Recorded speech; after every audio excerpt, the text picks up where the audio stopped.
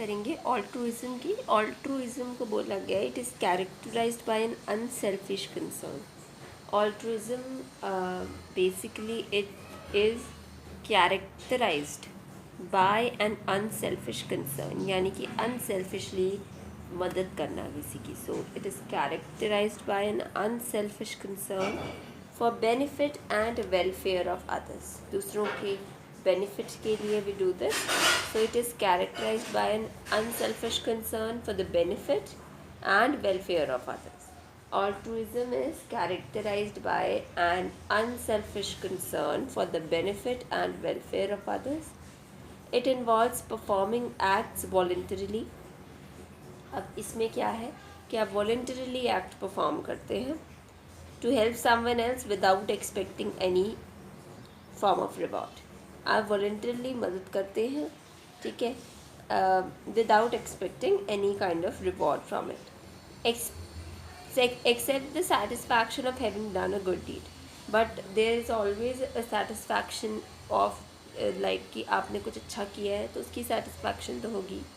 सो या altruism is characterised by unselfish concern for benefit and welfare of others, ठीक है। It is characterised by, main जो चीज़ है वो यही है, अनसेल्फिश कंसर्न है for the benefits of others, welfare of others choose करता है एक person. Now it involves performing an act.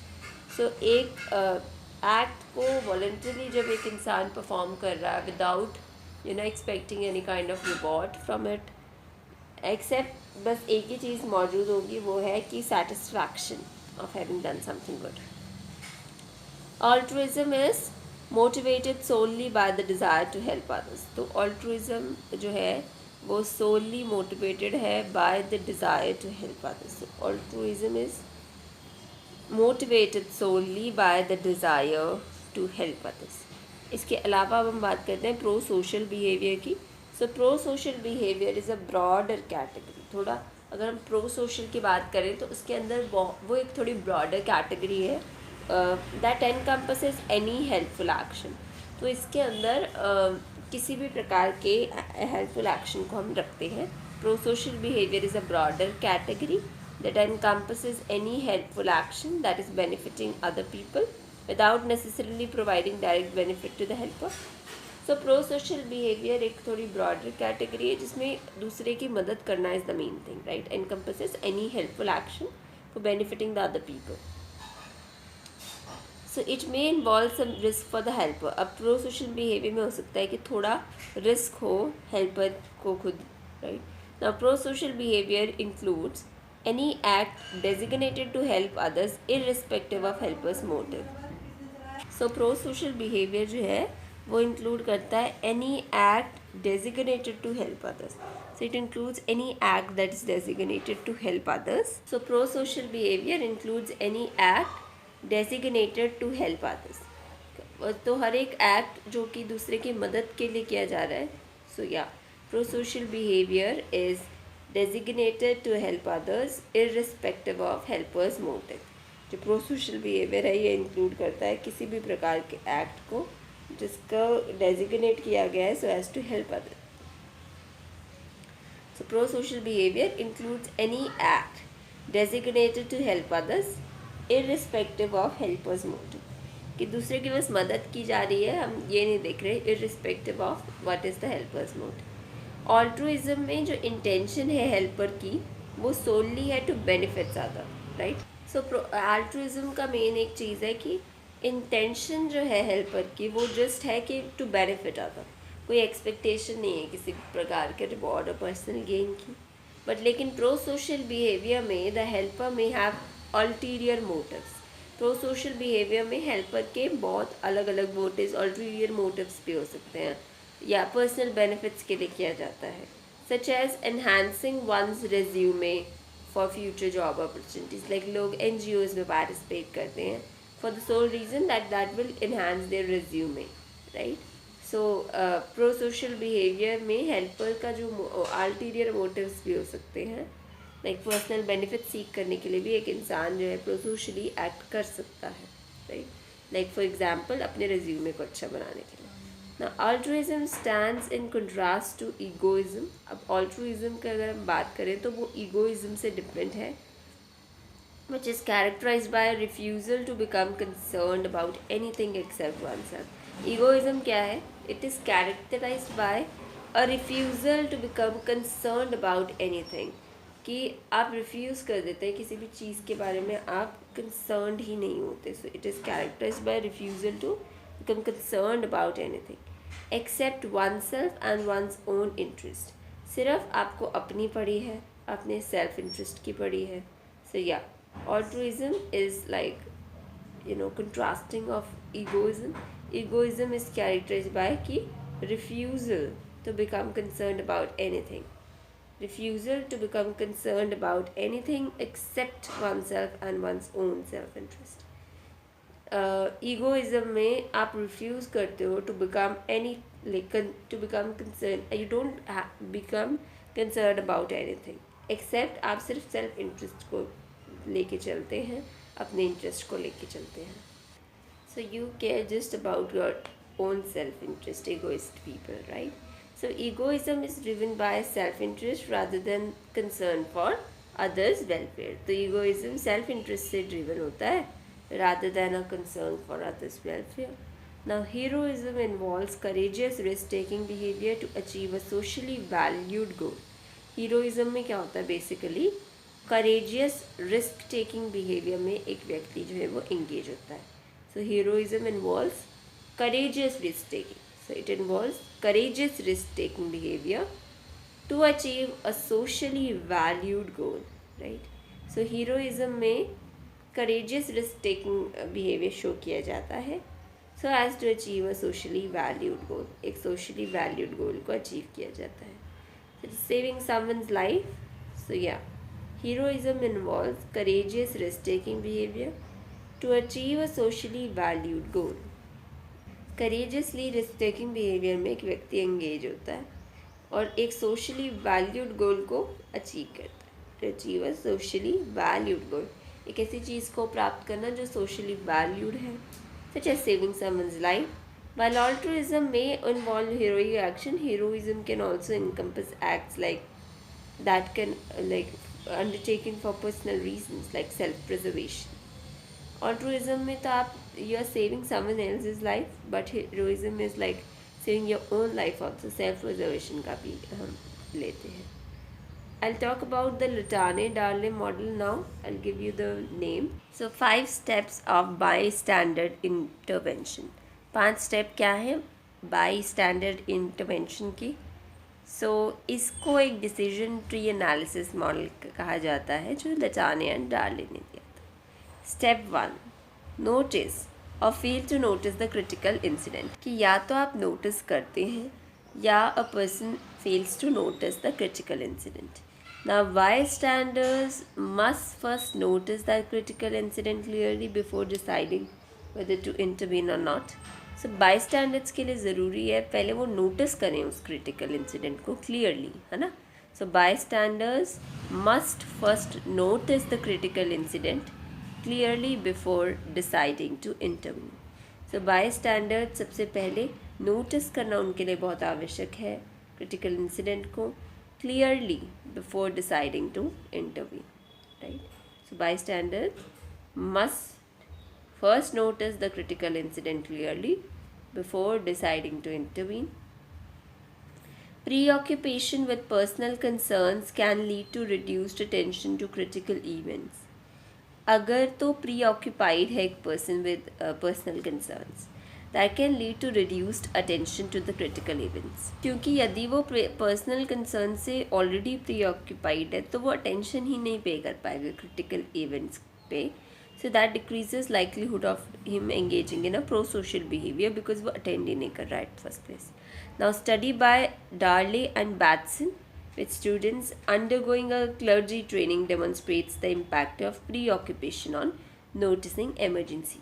Batson and Darley ने एक study की थी और students को एक clergy training में भेजा गया.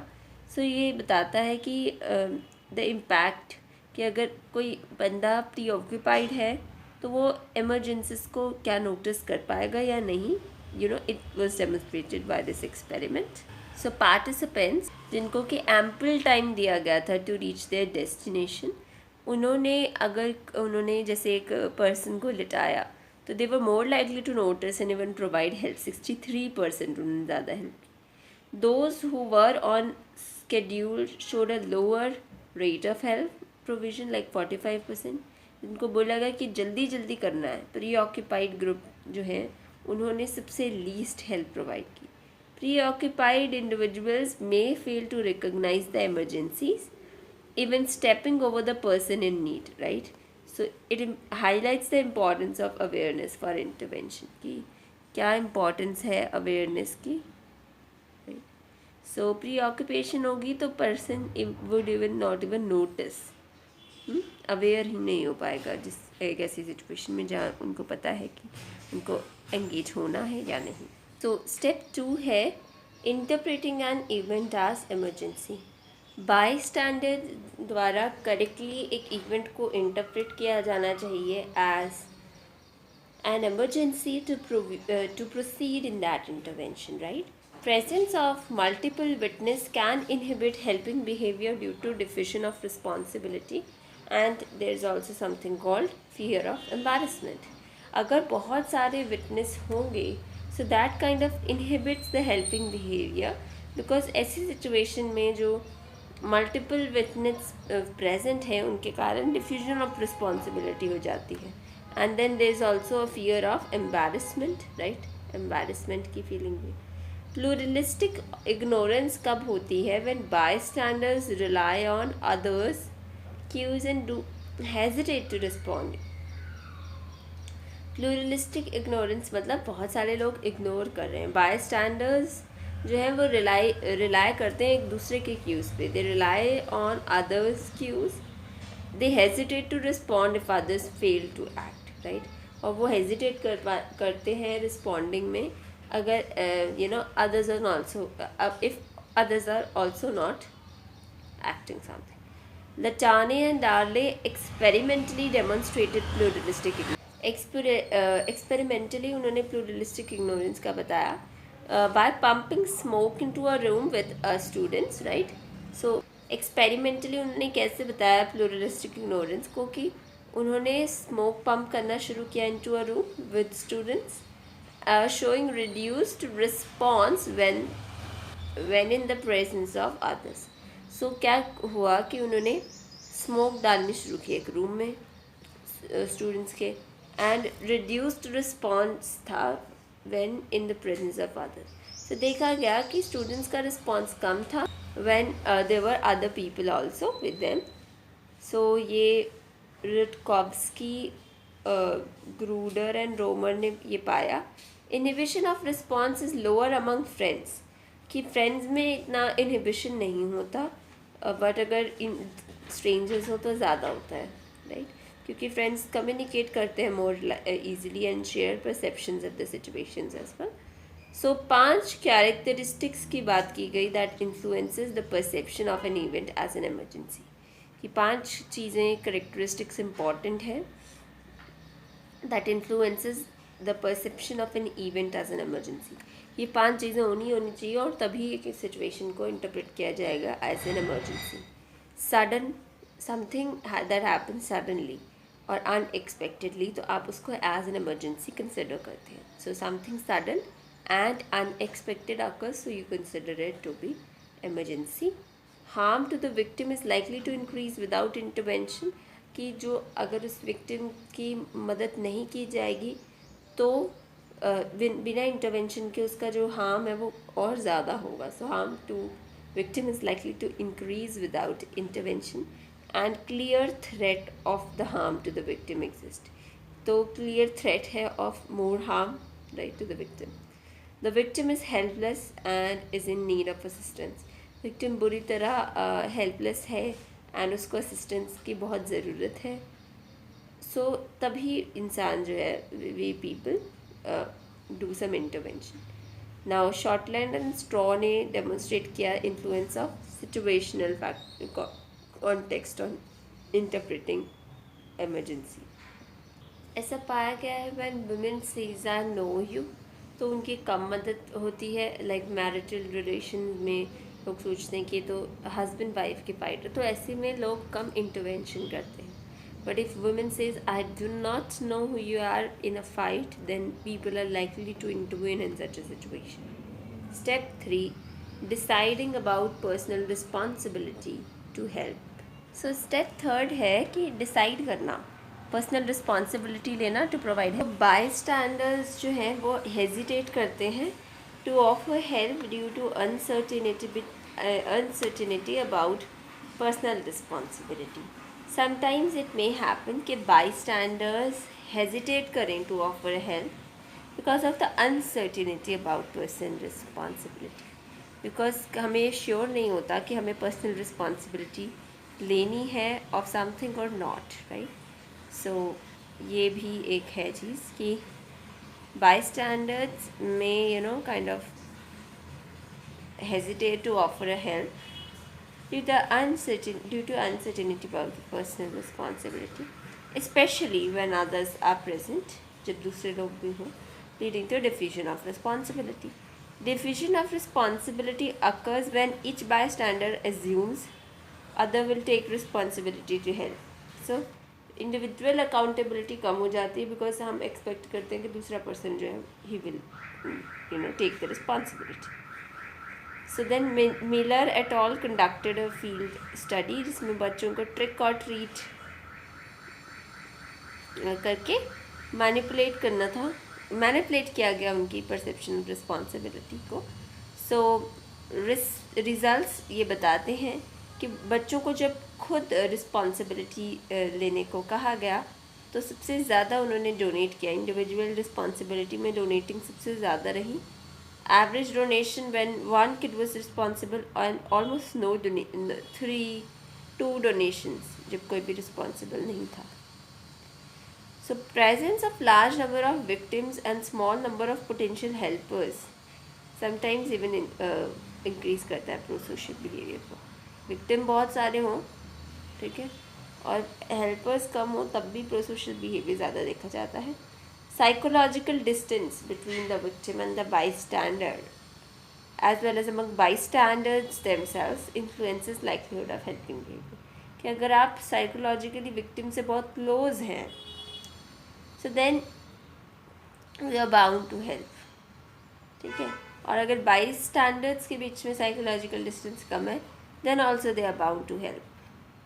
Reduction in the psychological distance, such as if the bystander victim knows each other, they are related to each other, that increases the probability of rendering help. Now people who know each other like workmates, they are more likely to help, right, helpful होंगे वो rather than bystanders who are just strangers. So this was first